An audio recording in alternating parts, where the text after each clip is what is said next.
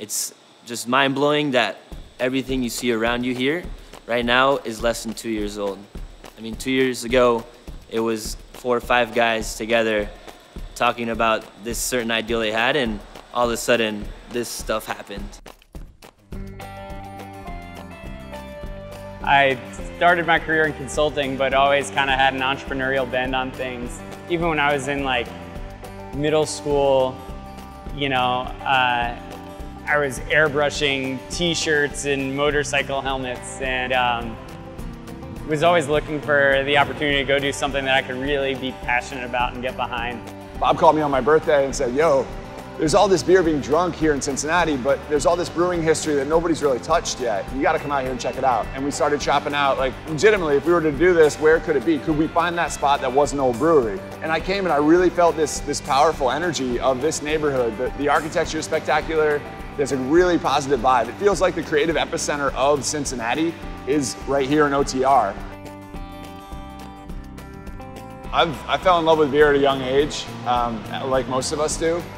Really fell in love with the ingredients and the magical process that is yeast eating sugar and creating alcohol with this wonderful flavor around it that kind of brings people together in society. And it's not just about having a beer, buying a 30-pack, killing as many as you can. It's about really enjoying and cherishing the flavor. And it's also the resurgence of American manufacturing. So brewing, what sort of the brewers do is generally called hot side, which kind of makes sense. It's all when the liquid is hot.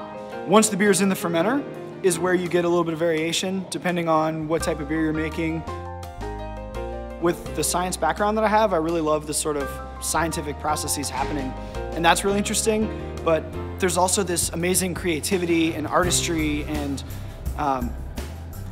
just that mix, I think, is what really drew me to sort of professionally brewing.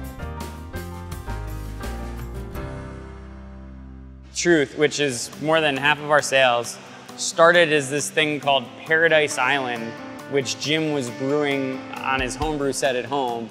And we tasted and we were like, we need to make it. People love the beer because of the taste.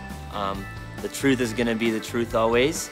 And I don't think the size and the barrels that we put out is really gonna affect people's perception of us.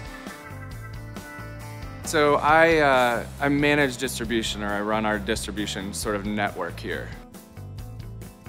Bob and Bryant, when they were laying out building the foundation for the brewery, it wasn't something that was in their original thought process. It took a lot of debate before we opened to land on it, because it really is running a separate company within this company.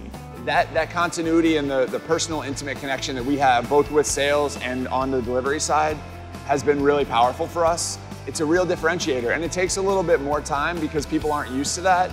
I don't know, buck the system. I don't want to read a book. Like, I want to draw on like past experiences in different avenues and like just let it grow and like take off and stuff the way that we've done it.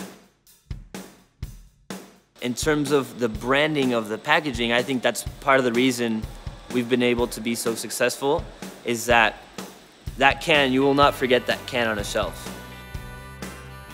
It started with that, with this idea of, we want something that speaks to the ghost of the Rhine. Something that would pay tribute to the skeleton of this old brewery, but also have the forward, progressive, but also vintage look. So it's like, how do we marry a very old history with a very new brewery? So we kind of said, the thing we need to do is have something really simple and really clean. That's the only thing that will stand out on this crazy crowded shelf. When you buy a product at a supermarket, it's hard to really envision how it's making it into your hands.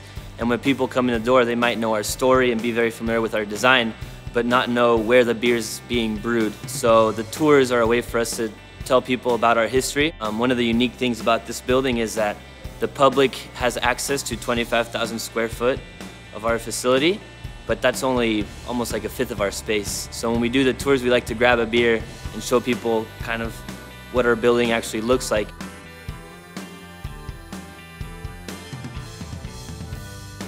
Culture is something that's kind of happened.